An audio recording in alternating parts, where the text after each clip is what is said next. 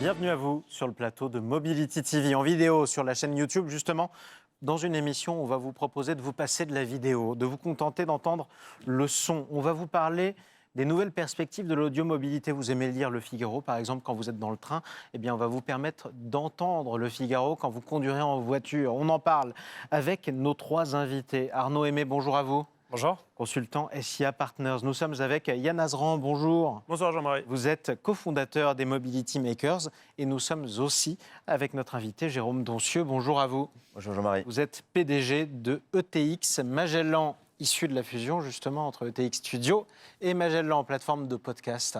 Tout à fait. Qu'est-ce que je pourrais écouter demain dans ma voiture ou qu'est-ce que je peux aujourd'hui écouter dans ma voiture grâce à ETX Magellan ? En l'occurrence, il y a deux choses. Là, aujourd'hui, vous pouvez écouter l'application Magellan, qui est la meilleure plateforme de podcast, Ouais. avec à la fois des contenus très utiles, au sens 10 minutes pour gérer son stress, bon, et puis un certain nombre de podcasts très, très inspirants.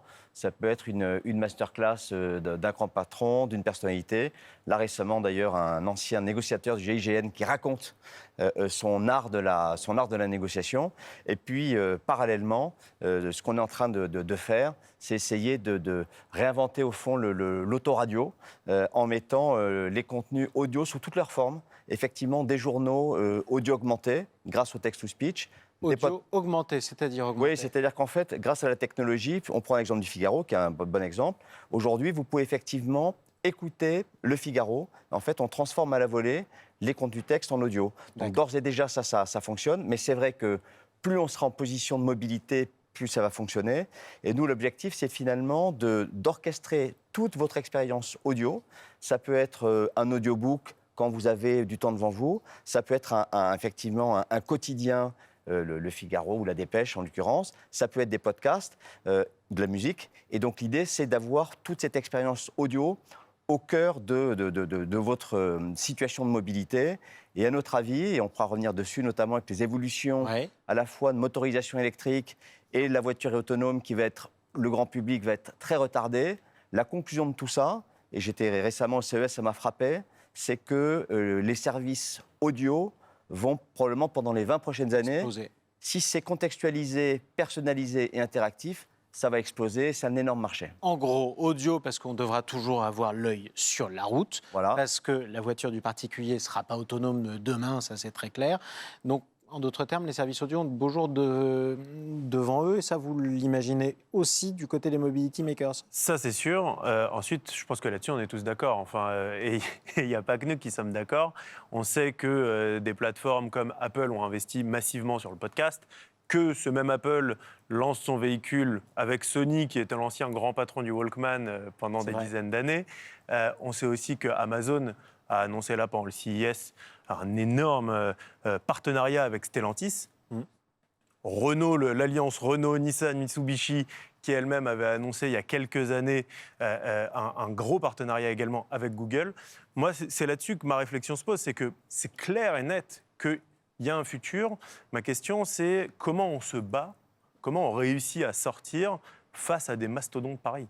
C'est totalement complémentaire parce que les mastodontes en question, il y a l'enjeu de la connectivité, c'est leur boulot, l'interactivité, c'est leur boulot, mais le dernier maître, c'est la singularité de l'expérience. Et là, pour regarder très près ce que font ces gens-là ou travailler avec eux, en l'occurrence, la singularité de l'expérience, c'est notre boulot et c'est le travail main dans la main avec soit les constructeurs directement, soit nous, on a choisi aussi un axe qui est de travailler avec un grand équipementier, en l'occurrence Continental. Oui. Et donc l'idée, c'est on est totalement complémentaire des fameux Big Five et on est positionné sur cette singularité de l'expérience où là, pour le coup, avoir une expertise et sur la tech et sur le contenu est spécifique. Je Donc précise- complémentaire, absolument pas concurrent. Pour ceux qui ont Heureusement d'ailleurs. Ouais, non, Pour ceux qui ont entendu Continental, vous êtes allié à Continental pour équiper les tableaux de bord, contrairement à ce qu'on pourrait penser, et pas forcément pour équiper les pneus, ça c'est important aussi d'en parler. Oui, alors en fait, les gens ne savent pas toujours, mais Continental, c'est un géant mondial de l'industrie automobile, un géant mondial de la tech automobile, et notamment, c'est le leader mondial des fameux displays, les écrans dans les voitures. Ce qu'on a au milieu, juste en dessous Voilà. des bouches d'aération. Et historiquement, c'est intéressant. On arrivait au fond, l'autoradio est devenu un display, et le display va être de plus en plus intelligent. Et finalement, c'est un raccourci de quelques dizaines d'années ou un siècle. Bah voilà. Et là, ça veut dire que l'audio et les contenus vont être au cœur de l'expérience, à un moment où, par ailleurs, la valeur est passée de l'extérieur du véhicule à l'intérieur du véhicule pour plein de raisons dont on peut en parler. Ça, avec une inflation technologique aussi, la multiplication de nouvelles innovations. Ce qui est intéressant, Arnaud Aimé, c'est aussi de se poser la question en termes de marché. Qui dit innovation, qui dit nouveaux services, dit marché. Il y aura bientôt un marché pour quel type de service dans son automobile qu'on n'aurait pas aujourd'hui ? Le marché existe déjà. En fait, faut rappeler que la plupart des véhicules qui sortent aujourd'hui en Occident, en tout cas dans les pays développés, sont des véhicules connectés. Si on regarde l'ensemble du stock de véhicules dans le monde qui sont en circulation, il y a plus de 200 millions d'entre eux qui sont des véhicules connectés et qui a un prérequis technologique pour réaliser cette audiomobilité avec des solutions de streaming. Si ce marché existe maintenant et s'il se développe, il me semble que c'est par une convergence d'intérêts. C'est-à-dire c'est à la fois les automobilistes qui ont envie d'avoir du temps utile en attendant, pendant qu'ils conduisent et sans attendre le véhicule complètement autonome, sinon ça peut durer longtemps, d'où des solutions audio, soit du temps utile, soit du temps agréable. C'est les fournisseurs de contenu qui peuvent avoir un nouveau canal de cette manière-là pour diffuser et monétiser leur contenu. Et puis c'est les constructeurs automobiles aussi qui se rêvent et c'est le cas particulièrement d'un Renault par exemple, dont le directeur général dit je vois le car as a media, je vois le véhicule comme un média de diffusion et c'est l'occasion de revenus supplémentaires et puis de faire la différence aussi par rapport à des constructeurs qui ne proposent pas ça. Donc du coup, qui dit marché dit argent.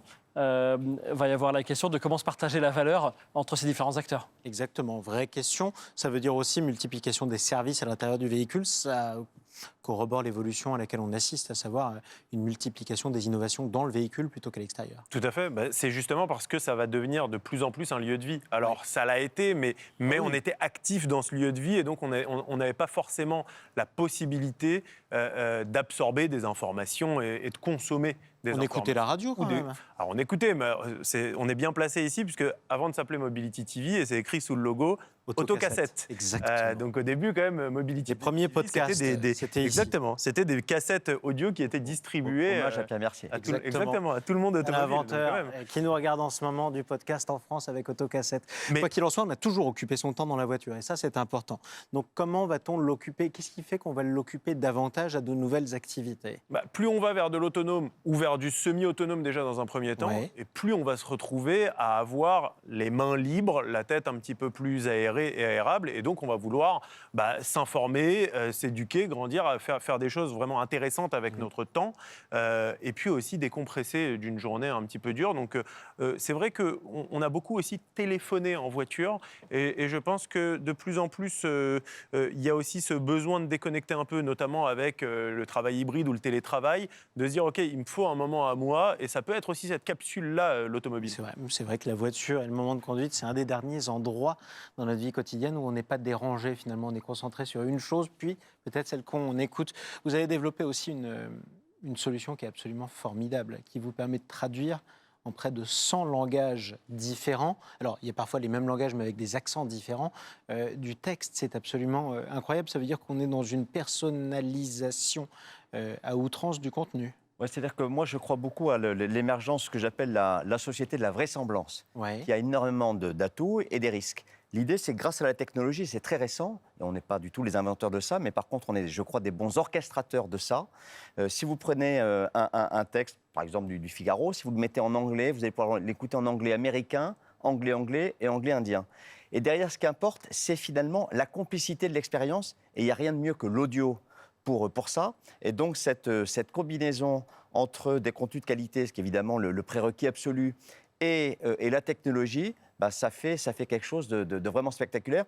Et par rapport à ce qu'on disait précédemment, les évolutions sociétales sont majeures. Pendant des dizaines d'années, on voulait rouler vite. On voulait entendre le bruit du moteur. Il y avait grosso modo pas de contraintes. La voiture, ça a toujours été la liberté, l'émotion.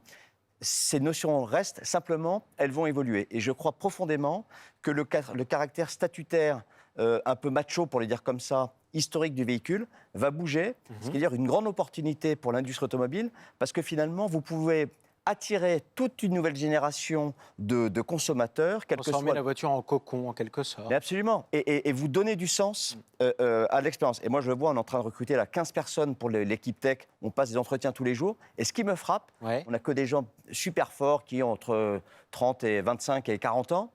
Le fait de redonner du sens à l'industrie automobile en mettant des contenus au cœur de l'expérience La utilisateur, rajeunir, la secouer. ben, on voit que ça, c'est extrêmement motivant. Et là-dessus, l'évolution sociétale est très favorable, je pense, Oui. à une nouvelle forme d'acceptabilité dans un contexte où il y a quand même énormément de buzz négatifs contre l'industrie automobile. Donc, il y a une opportunité là-dessus. Et justement, à condition aussi que ce marché, il existe toujours et qu'il soit toujours en croissance. Or, il y a quand même un certain nombre de politiques qui sont plutôt hostiles par nature à la voiture, notamment en France, Arnaud Aimé.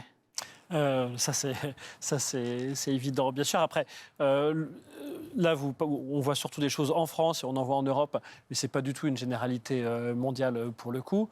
Là où il y a des limitations importantes qui apparaissent, c'est quand même surtout en zone urbaine, où il y a des modes de transport public qui apparaissent. Mais bon, pour faire de la longue distance et pour faire du point à On point... est bien d'accord. Ce n'est pas sur Mobility TV qu'on vous dira que Voilà. la voiture est morte. Donc, Malgré tout, elle a des ennemis. Alors, ces ennemis-là parlent plutôt en général de complémentarité. Ce qui est clair, c'est que les ennemis de la voiture n'auront jamais de solution alternative à part la décroissance et à part la démobilité, parce que la voiture, elle est nécessaire dans les zones peu denses, et il y aura toujours des zones peu denses, sauf si on veut faire davantage d'aménagement du territoire dans un sens où il y a des grandes villes et rien en dehors. Donc le marché existera toujours. Ce marché-là, Alors, le marché de la voiture, oui, et les gens de la voiture, oui. à condition Par contre, de s'adapter. à condition de s'adapter, mais aussi à condition aussi que les automobilistes souscrivent ces offres. Parce que l'idée, c'est de pouvoir monétiser ça également. Et là, il y a un enjeu pour le coup, parce que la radio, ils en avaient l'habitude, mais c'était gratuit. Là, s'ils veulent accéder à un contenu de qualité, il va falloir payer un moment. Ce n'était pas non plus une habitude des automobilistes, donc il va falloir leur faire découvrir ces nouveaux services, les habituer à ça pour qu'ensuite ils puissent plus facilement payer pour ça.